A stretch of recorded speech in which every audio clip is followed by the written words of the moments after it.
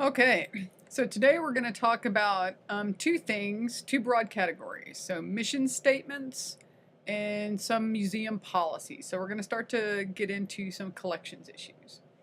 So first let's start with describing mission statements, and we'll define what a mission statement is. We'll talk about the importance of them and major elements that should be included within a mission statement. And then that will sort of organically lead us right to talking about museum policies, which should flow directly from mission statements. And then we'll talk about some specific collections policies, some specific policies, in this case a collections policy, and we'll get into some gory details about working with collections. Okay. So mission statements are incredibly important to all institutions, and there are many people that believe you should make a personal mission statement to lead a more efficient and successful life. Should you wish to do that, you can actually go online to the Franklin Covey Mission Builder. It's quite a good tool, and you can craft your own personal mission statement. The importance of mission statements can't be emphasized enough. They literally drive the entire institution. So if you take the time to craft a really well-worded and well-informed mission statement, all of your policies and procedures will flow directly from that, and it will make for a much more efficient institution. So every museum should have one. So one way to define mission statements is as follows. It's a written management plan that guides the future development of the museum and expresses how the museum's policies will be put into action over some defined period of time. So it's a guideline. Now, I'm not going to talk about vision statements, but often you'll hear that when institutions are developing mission statements, they're also developing vision statements as well. But we're not going to discuss those. That'll come later on in your education. So we're just going to focus on mission statements. So it's probably helpful to define here what's meant by policy and procedure. These terms are often confused, and these are elements that will directly flow from the mission statement, and I'll show you how. But first, let's define these terms. So a policy is a guideline that regulates organizational action. So policies control the conduct of people and thus activities of systems. And this is in contrast to or with procedures. Procedures are specific instructions for enacting and carrying out a policy. So, for instance, and I'm just going to use a made-up example. Let's say you work in a museum, and your museum has just redefined its mission statement, and it's going to be a museum of the Civil War. It'll be a Civil War museum here in Michigan. And its mission statement is laid out to explain and express all of the business and the purpose and the values that are embraced by that institution. So it's a Civil War museum. Policies will then be derived directly from that mission statement regarding what the museum is going to do. And so those policies will then lay out what they, for instance, may collect or may not collect. So clearly one focus would be to collect objects or artifacts that are directly have some bearing on the Civil War, perhaps only as it may have affected Michigan, let's say. So the policy might be that you'll accept those objects, and then by definition, you won't accept objects that do not have anything to do with anything else. So only those that have to do with the Civil War will you accept. The procedures would then be the steps for how you would then go about either accepting donations, let's say, of Civil War objects, or what you should do in the event that someone attempts to donate items that don't fit within the mission of the museum. So if someone was to donate their Disney Mickey Mouse collection, then you must refuse that donation on the grounds that it doesn't fit the mission for the museum. And then the procedures, the steps for carrying that out would then be laid out. Okay, so the policies and procedures should flow directly from the mission statement. That is hopefully very well crafted. So the mission statement is what's going to drive the entire institution. So if you don't have a well-crafted mission statement, what happens is that your entire institution has a tendency to flounder and be very ineffective. The people that work in the institution won't really have a good idea about what they're doing or why. You find that it's difficult to make to set priorities and goals unless you have a well-crafted mission statement. So these are very important documents to have within your institution. Now this website says something more about mission statements. So it's defined as a statement of a museum's purpose. It's a guidepost for institutional planning, development, and positioning in the future. Excuse me. Pardon me. So it's a guidepost for institutional planning, development, and positioning in the future. It provides the foundation for leadership to shape institutional vision, values, and strategic plans, such as policies, that guide the work and direction of the institution. Pardon me for a moment.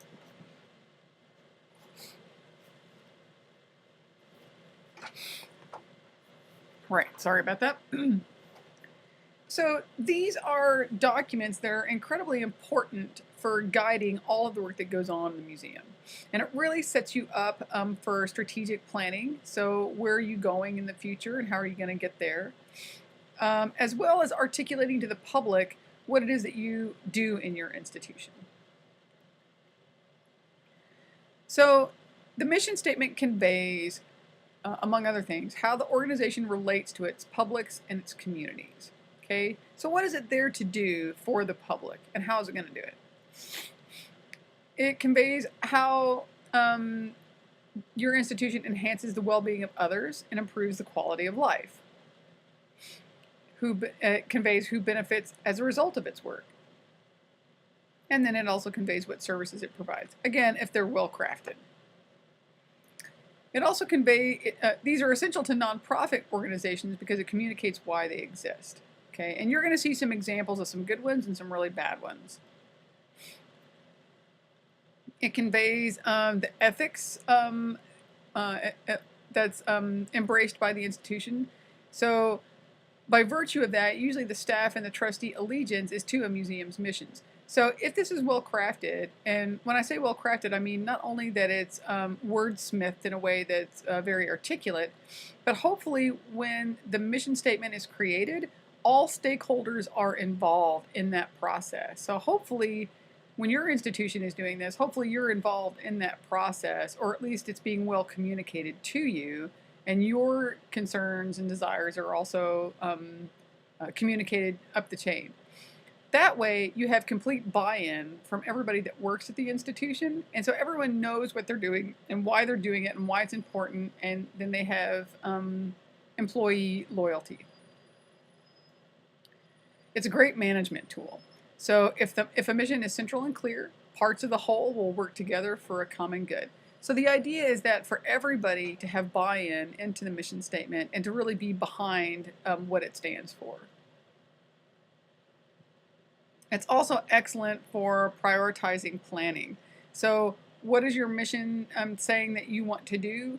And then if it's combined with a vision statement, where are you going in the future? All of that is articulated. And then it's also further fleshed out in the policies and procedures, and hopefully everyone is on board with that, understands what they're doing and why they're doing it. It's actually great to include within job descriptions, annual goals, and in performance evaluation. So when you're trying to hire, if you let them know what your mission is, then it articulates a little bit more about that job than our normal job ad would do. When you're actually submitting your annual report each year and you're evaluating your performance over the year, you can say, okay, you can look back at your mission. What did we say we're doing? Where are we going? Did all of our accomplishments meet those goals? Yeah, they did. Check, check, check. We hit them. Great. And so you can then evaluate your performance as being very, very good. It's great for budgeting. So it prevents people from trying to spend money that you really don't have on things that aren't important. Excellent for the accreditation program. So if you're an institution that's trying to become accredited, you can show them your mission statement and then show how you're meeting the goals of that mission and really moving forward and adhering to professional standards within the industry. Okay, so what are the major elements that should be included in a mission statement? You will find that if you read the literature on this, there is no one rule for how these things can be constructed. But it is the case that there are some common elements that most of the literature will point you towards. So, borrowing from the AAM's literature, there are basically three main elements: the purpose statement, the business statement, and the values. So the purpose statement is explaining, why you exist and what it is you hope to accomplish. The business statement is discussing how you're going to accomplish what you wanted to do. So the purpose is saying what you hope to accomplish. Business statement lays out how you're going to get there. And then hopefully your mission statement includes some text regarding the values that the institution holds near and dear to their hearts. So what's important to them? So going into more of the details of each of these, AAM claims that when you're crafting the purpose statement aspect of the mission statement, you should use infinitives to indicate change. So if you reach back to your education on grammar, you're using words like increase, decrease, prevent, promote. You're using some sort of active words that indicate change or what it is you're hoping to change. And hopefully you've identified some particular problem or aspect of life that you're hoping to change within your institution. In the business statement, you're again outlining how it is you hope to make those changes, do what it is you're hoping to accomplish. And so you're outlining activities or programs that the organization does to accomplish the purpose. And then again, with values, it's pretty self-evident. So you're basically articulating the beliefs your organization holds in hand. So what characterizes an effective mission statement? First and foremost, it needs to be clearly stated and articulated. So hopefully you've wordsmithed this in such a way that it's clear to everyone reading it what it is you intend to do and what's important to the institution. Hopefully it's understood by all stakeholders. And by stakeholders, I mean not only people that work in the museum, but anyone that has an interest in the museum. So it includes the public as well, and donors and board members and such. It includes the unique reason why the museum exists. It states what services the museum provides and for whom it provides those services. Now that said, that doesn't mean that you need to have a very long mission statement that lays everything out that the museum does. You can actually do that with just a few words, but hopefully you can articulate, what the museum is going to do for the public. And the mission is reflected in the museum's policies, procedures, and resource allocation.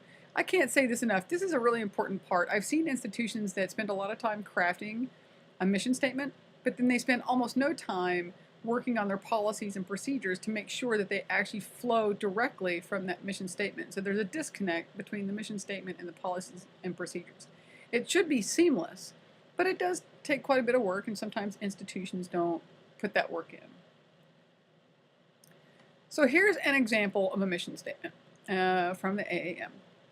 And it says, at the Developmental Studies Center, we develop, evaluate, and disseminate programs that foster children's ethical, social, and intellectual development.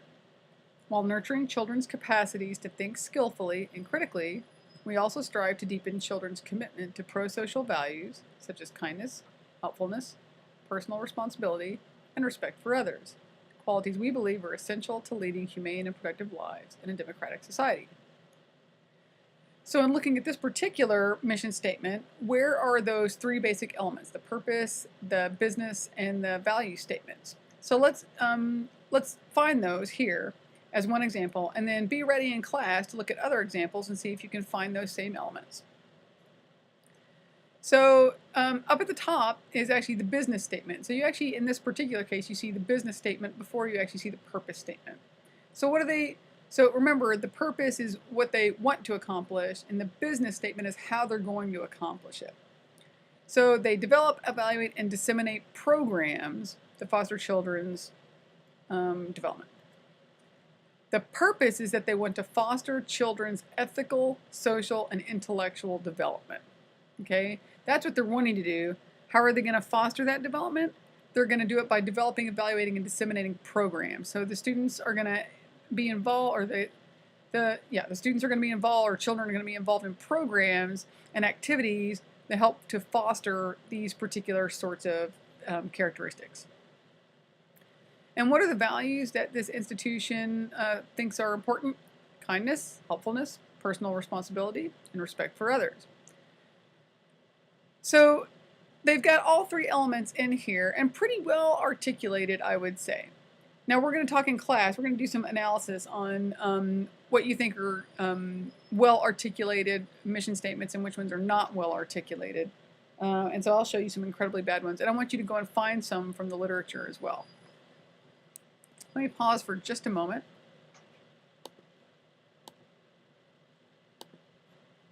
Okay. So some of the readings for this week covered some tangential material that I'm not going to cover in the lecture. So I'm not going to cover right here anything regarding bylaws, articles of incorporation, or IRS status. We're going to cover some of those topics a little bit later. They were kind of internested in your reading, so try to skip over those parts. Let's now digress a little bit from the mission statement and talk about what should directly happen once you've got a mission statement well articulated and set up for your institution. So the idea is you now have articulated to all your stakeholders what it is you want to do, how you're going to do it, and what your values are. Well, the policies and procedures should flow directly out of that. What are you going to do? So everything that you do in the museum should be oriented towards working towards the goals of the mission statement. So just a reminder, so policies are defined as being guidelines that regulate organizational action, whereas procedures are the specific instructions for enacting that policy. So for instance, you may work in an institution that's a museum of Civil War, and someone wants to donate a Mickey Mouse collection. Well, that doesn't fall within your mission statement, so your policy is to not accept donations that people offer that don't fit within the mission. So then the procedure for dealing with that is to not just tell them to hit the road, but in your procedures it would lay out what you should do with a particular donor of that nature. And for instance, what you probably want to do is you don't want to just tell them to go away. You'd like to very politely and respectfully explain to them why you can't accept the donation. But don't leave it there. Ideally, you know of an institution where that would be a welcome donation, and you should direct them to that institution. Alternatively, if someone does come and has some items that they would like to donate, let's say, that do fit within the mission, your procedures will then lay out how you go about accepting that donation. And it's not necessarily straightforward and simple. So let's talk about some of those policies and procedures that most museums have. So most museums have a standard sort of set of policies that may vary from institution to institution, but most are pretty standard. They'll always have some collections policies, and this is going to be one of the biggest policies that they've got laid out. So within the collections policy, the material covered includes how you handle acquisitions. In the event that you need to dispose of collections items, how do you go about doing that? How are you going to store the items? And much, much more. There's usually a loan policy, and this policy will cover how you handle requests to borrow material. The procedures for loaning items out and bringing loans in, and how you deal with record keeping. There's always a personnel policy, and that covers details regarding hiring and firing employees, how employees should be trained, and expectations of those employees. There's generally a security policy, so this involves how you're going to take care of collections objects, what kinds of equipment or procedures are going to be used for making sure that the museum is secure, particularly after hours, how you're going to handle emergency situations. There's a financial policy, so how you're going to spend your money. And there's generally an assessment policy, so how you're going to actually evaluate the success of a museum and the progress of the museum moving forward into the future. So let's take one particular policy and kind of break it down and talk about some details. So let's talk about the collections policy. So again, this should be deriving directly from the mission statement, and you're going to hear me the rest of the semester talk about mission, mission, mission, and you're going to be crafting a mission statement for your museum project. Once you've crafted that mission statement, we're also going to have you work on a collections policy for your museum as well. So what are some of the major elements of a collections policy? Generally speaking, these will cover what's going to be collected by the institution. It's going to cover some of the legal and ethical issues that you may need to overcome. So for instance, if you're a biology or some sort of natural history museum, you're going to need to have special permits to collect things that are, say, exotic. You may actually need permits to collect items that are also domestic, so specimens from just around here. There's all kinds of approvals that you need to get before you're going to be allowed to collect, so on and so forth. It will also cover where you're going to collect those items from, how you're going to go about collecting them. So there's all kinds of red tape involved in how you can collect things. Generally, it's laid out in this policy why you're collecting the items that you're collecting. And then in the event that you need to eliminate some items from your collection, and we'll talk about that in just a moment, how might you dispose of those? So all of these aspects are laid out in the collections policy. And of course, if in the event that you need to dispose of an object, this kind of goes back to the what will be collected. So ideally, you're not collecting anything that will eventually be disposed of for some particular reason, but we're going to talk about those details. Things always happen in a museum that aren't what was expected, and so you do find that you often have to dispose of objects. Okay, so let's kind of work our way down that list. So let's talk about acquisitions. So there's two terms that you need to be familiar with, very common in the museum world. So acquisitions versus accessions. And many people are confused about these terms and often get them mixed up. So let me clear some of that up. There's a quote in your book that says, all accessioned objects are acquired, but not all acquisitions are accessioned. And that's very true. Generally speaking, an acquisition is defined as being an item or items whose title is transferred to the museum's ownership. So it's when you take objects or property, artifacts, and you transfer them from the ownership of someone else to the institution. Okay? So by virtue of actually bringing that item into the museum, you've now acquired some object. But that doesn't mean it's accessioned. If the object is made for the permanent collection and the paperwork is filed and it's entered into the database and you go through a series of procedures, it will then be accessioned. So once you've actually done the paperwork to make it a permanent part of the museum's collections, then they're accessioned. Now that still may not make the details clear, and we're going to do this in class, but let me expand on this just a little bit here in this video. Okay. An accession, again, is an object acquired by a museum for its permanent collection. And so accessioning is the act of recording or processing an addition to the permanent collection. So if you're not going to accession, so if you've acquired objects and you're not going to accession them into your permanent collections, well, what else might you do? So you might think to yourself like, well, but why isn't every acquisition accessioned? All kinds of reasons. So it's possible that a donor wants to donate a number of different objects and that they insist that you take this set of objects, let's say. And it could be that some of those objects, let's say they want to give you 20 objects. It could be that half of them fit your mission exactly and they're exactly what you need, but the other 10, they don't fit your mission. There's really no reason for you to acquire them. But what you can do is you can agree to take all 20, and then those 10 that don't fit, you can do something else with them. You can sell them. You can transfer ownership to someone else. So maybe you can exchange it with a museum that has something that you want. You can then put them in your teaching collection, let's say, and you can use them for classes. So generally speaking, teaching collections are not part of the permanent collections. You can make it part of a special exhibiting collection. There's a number of things that you can do. And so, for instance, in our institution, we have a very large teaching collection that's used in classes around campus as well as the K through 12 school system. Those are items that we have acquired and we use them, but they're not part of the permanent collections. And so they have catalog numbers on them, but they're not actually accessioned into our permanent collections. Okay, maybe let's back up a step and talk about the different ways you can acquire objects. So most of the time what you have are gifts. So gifts are items where the title passes from the original owner to you in the museum, and it does it over the course of the lifetime of the person donating them. So when you have a donation that happens during the life of an individual, that's a gift or a donation.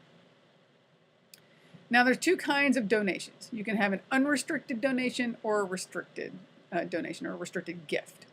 And those terms are probably self-evident. So if a donor gives it and doesn't care what you do with it, it's unrestricted. If they give it to you and or deed it to you and they put some kind of restriction on it, and the most common restriction is usually something along the lines of that they want it to be displayed forever and ever, then that's a restricted gift. And generally speaking, you want to avoid those as much as possible. In your book, they talk about fractional gifts, and I doubt that these actually happen with any sort of frequency, but they have happened in the past. Long story short, fractional gifts are when a donor gives an item or items to a museum, but the original donor retains part of the ownership legally. And so maybe he gets it 50% of the time, the museum gets it 50% of the time. You want to avoid this if you can, because it creates a lot of legal entanglements as well as physical entanglements. The reason that it sometimes is done is so that the donor can get a tax break on those items. But those are policies that are changing with the IRS over time. And so I don't think they actually gain much benefit from doing that. There are also what are called promised gifts, which are similar. So maybe there's a donor that wants to give you some items, and they've told you in a formal way that they plan to give you these items, and they might even actually give them to you without actually giving you legal ownership. So they physically transfer it to your institution, but they haven't filled out a deed of gift. That can be discouraged for all kinds of reasons. You could damage it perhaps before they actually file the paperwork to give it to you. There are some possible problems with promised gifts, and we'll talk about these more in class. So generally, the donor is encouraged to make that gift a more formal donation and either go ahead and donate it or at least include it in the will, so at the time of their passing, you will then acquire those objects. So there's always a lot of paperwork within museums that has to be kept up with. So when a donation comes to the museum, one of the forms that you need to fill out is called a deed of gift.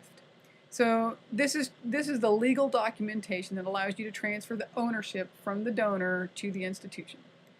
So elements that are on the deed of gift include the name and the contact information of the donor, as well as the recipient. There's a title and a description of the objects that's included. And then there's usually some details regarding when the transfer of ownership has transpired. So what day did the museum actually take ownership? And if there's any details that need to be negotiated regarding the transfer of ownership or any kind of restrictions, that goes on the deed of gift as well. Now, if the donor gives you something after they die, that's referred to as a bequest. So these are items that are willed to you. Now, institutions may not know in advance that they're going to get something. Often they do, but sometimes they don't. That doesn't mean that you have to accept it. You can reject the donation or the bequest, although it's unlikely that an institution will do that. In this case, the paperwork that needs to be completed is not a deed of gift. Instead, you need a will, or at least a copy of the will, to show that you have those items legally.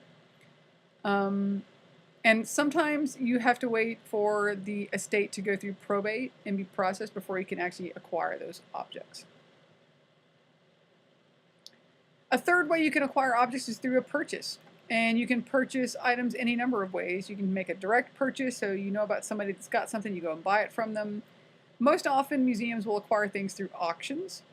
There are, in your book, it talks about bargain sales, which is kind of an odd term. I'm not sure how frequent that actually occurs anymore. Or you can have an exchange. Now, interestingly, you would think an exchange wouldn't involve much money, but sometimes they actually do. So they'll say, I'll exchange something, but you need to include some amount of money in the process. When you purchase items for your collections, you must have a bill of sale to validate that you have this item legally. So always keep a copy of all your bills of sale. Now, what you may not be familiar with, or maybe you anthropology majors will, but anthropologists and scientists in general they might purchase things, it's possible, or you might acquire things in auctions, but more often you make field collections. So you're actually going out, in the case of animals and plants, let's say, you go actually collect them where they occur naturally. Anthropologists might be doing digs, let's say, in a particular locality. So they're actually collecting those items in the field and then bringing it in. So generally, field collections are made for science collections. When you make these field collections, and I'd love to go on and on and on about the details of field collections, but most of you are unlikely to be doing this kind of work. But you should always have a complete set of field notes regarding when and where you collected these items, how you collected it, any kind of details regarding. And for you anthropology majors, you of course know that there's all kinds of procedures for how you go about even collecting the item in the first place, and the kinds of notes that you need to take as you're working through a field site. Okay, a fifth that I need to cover that's in your reading is what's called conversions. So basically, these are when items have been loaned to an institution, either from a personal donor or from another institution, and they've kind of gotten forgotten. And so there's a statute of limitations on these, and if you try to return the items and you cannot locate the donor, then they can be converted and they can become your property. So it's almost like squatters' rights. Okay, so what's the procedure for accessioning something? So maybe this will help make clear what accessioning is. So here's the way it goes. Now in your book, it says that it begins with an object being transported to the museum, but that's actually not correct. Hopefully what's happening first is that your curator is notified that there is an object that they're probably going to want for their collection, however they get notified. Ideally, you go examine that object in person, not in your institution. Go look at it, hopefully wherever that item is. The reason is because it could be the case that a donor brings something to the institution for you to look at, and if it's not something that you actually want, or maybe it's not in very good condition, so you don't want it for that reason, it makes it harder to turn the donor away when they're already right there in your institution. So ideally, you go see it first before it ever comes through the doors. And once you've evaluated it and it looks like it's something that you really want, what you generally do is you work up a proposal for what you want to acquire and why you want to acquire it. There's consultation among the museum officials. Generally speaking, that's going to be the director and the board of trustees. But you might involve other people, other curators and collections managers, to notify them that here's what you want to get and here's why. And that way, everyone has some say-so into the process to say whether they think it's a good idea to collect these items or not. Legal issues are reviewed concerning the items themselves. So can you acquire them legally or not? And once you've checked that box, you then can accept it as a gift. So you need to fill out a deed of gift. Or if you're going to be purchasing it, you need to have a warranty of title developed. The intent to donate is written up, and then this deed of gift is filled out. When you go to acquire the object from the donor, then everyone signs it, so you sign it and they sign it, and then you make copies, usually 2 or 3. 1 copy is returned to the donor, and that serves as the receipt of the object. The second copy goes to the registrar. Remember, they're the logistics person taking care of all the paperwork. And if you have an archivist, then a 3rd copy goes to the archives. And I say ... because generally speaking, even though your book doesn't talk about it much, really the curator is probably going to keep a copy of all this paperwork as well, just for their records. Okay, Now I've put all of those steps right up here in black. So once you've actually gone and gotten the object, brought it to your institution, you have your deed of gift, what you've just done is you've acquired the object. Now what begins is the process for accessioning it. So let's say you've decided these are objects that are going to go in the permanent collections. So the registrar is going to open up a database file, an official file on this item or items, and they're going to assign it what's called an accession number. And the format for an accession number is generally, not always, but generally the year and then a consecutive number. So for instance, let's say you acquire some objects this year, and let's say this is the 10th and 11th objects that you've gotten this year. The accession number will then be 2015 dot 11 and 2015 dot 10, or I don't remember what number it is, 10th and 11th, yeah, 10 and 11. Now it could be that it's the year and then a dash in the number, it's the year and a dot, it's the year and then a colon. The syntax might vary from institution to institution, but generally it's the year and then the consecutive number of the items that you've acquired that year. Okay, so by the end of the year, if you're up to your 256th acquisition, well, then it's 2015 dot, whatever that number is. Okay, now we're going to talk more details about the formatting of accession numbers when we get to class next week, so keep that in mind. Generally speaking, the objects are then photographed for documentation for their condition. Are they in good condition or not? And then so they just have documentation. All of this information is entered into a manual, so you usually keep a paper copy as well as into the computerized database, and then voila, once you've done this and then put it into storage, it's now officially accessioned. And this accessioning process is crucial. Once you've actually accessioned an object, that means it's legally property of the museum. And it becomes incredibly difficult to actually get rid of that object in the event that you want to get rid of that object. So legally it is yours and you can do with it whatever you want. Now, it may be the case that you acquired some objects, right, that you haven't accessioned. If you have, then it's very easy to do anything that you want with them. If you want to sell them off, if you want to trade them, if you want to do something. And that's not to say that you can't also sell or trade or exchange accessioned items.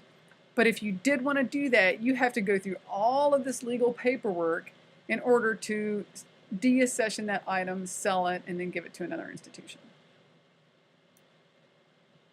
Speaking of which, let's talk about deaccession. So deaccessioning is a very controversial process. There are many museum officials that feel you should never, ever, ever deaccession an object. There are lots of people that think there are ethical issues here, and there certainly are some potential liabilities with deaccessioning objects, which we'll talk about in class. But it's a necessary evil. So there are lots of reasons why you may need to get rid of items from your collection and then deaccession them. What kind of reasons would those be? If your mission statement has changed and you now have objects that really don't fit the mission, then you might want to get rid of them. You're always in need of space. It could be that they've deteriorated to a point that they're no longer useful. Well, you might as well deaccession them then. It could be that these are items, so maybe you need space and you really don't use these items anymore and they don't have value that's important to your institution, but schools could really use them. These are added resources for their teaching abilities, so maybe you want to transfer them to a school. There's all kinds of reasons for deaccessioning. So what do you do to deaccession an object? You give written curatorial justification, so you have to draw a proposal to explain why you want to get rid of something. You have to verify that you can get rid of it legally. So if someone has donated an object to the museum and there's a restriction on it that says you can't ever get rid of it, then you can't get rid of it. So you look to see if there's any kinds of legal restrictions on them. You then consult a conservator or other official about how you're going to dispose of the object, and we'll talk about that more in just a moment. You may try to seek outside appraisals regarding the value of the object, although that's not always done, but you may need that for insurance purposes. You let everyone know in the institution that you're going to be deaccessioning these objects in case there's any reason they might object to that you hadn't considered. And then the board and the CEO has to approve of you disposing of the object. Now, let me be clear. There is no need to notify a donor that you plan to do this. In fact, sometimes it's really not a good idea to do that. But some institutions will do that if the donor is still alive, or if they're not, if the family is alive and involved with the institution, then you might notify them that you're going to. But just be aware that that's a little bit edgy. They might question why you're choosing to get rid of the objects that they donated to you, but you might have a very, very valid reason. So with luck, the donor actually understands that. But because of that sort of edgy aspect to it, that it might offend them, that's why some institutions don't often notify the donors that they're going to do that. So disposal is when you've decided to deaccession an object and now you're going to do something with it.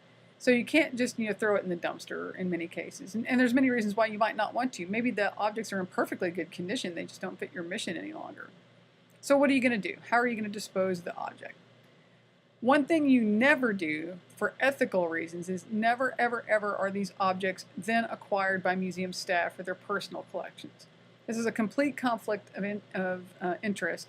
And if the public were to become aware of such a transaction, that would reduce all of your credibility in the public eye. And credibility where museums are concerned is everything. Everything depends upon your reputation. So never, ever, ever let them be acquired by museum staff. Okay, so what can you do? You can donate those objects to another institution. You can exchange them with another institution. You can transfer them to educational or research programs that are actually maybe within your institution. So instead of being in the permanent collections, they can be in the educational collections or other collections. They can be physically destroyed. You always, always, always keep a record of this in your database, that you had these objects and then they were disposed of, and deaccessioned and disposed of. In some cases, they have to be, there's a specific procedure for how they get destroyed. In the case of Native American remains or funerary objects or sacred objects, sometimes these are repatriated back to their origin. But you don't ever return them to the donor. Never, ever. You might notify the donor that you're selling it, but you don't ever return it to the donor. That's just wrong. And so you can actually have a private sale or send it to a public auction. Yeah, so private sales and public auctions are the most usual options for when you're trying to dispose of an object. You should, if you're going to do that, you should allow several different firms to bid on the object so that you get the best market value for that object. Always make sure of your provenance. So make sure that when you're disposing of it, that you know everything about it, its complete history, so that you can pass that information on to the person that's buying it. Generally speaking, by the way, the registrar is going to handle most of the details of this, and they'll handle the marketing, the transportation, any sort of fees that are incurred by the auctioneer or the auction house. It's sometimes the case that museums will have a press release regarding the result of a sale, and so they need to be able to explain what they're going to do with the proceeds. And whenever you sell any object from your collections, you can only use those funds to develop the collections in some way. You cannot use it to pay for bills, pay someone's salary, get office supplies. You can only use those funds for developing the collections. Okay, and that's what this is about. Generally only allowed to use the proceeds for acquisitions or direct care for collections. What are the alternatives to deaccessioning? Well, you can do a long-term loan, and some of the pros of this is that you free up some space.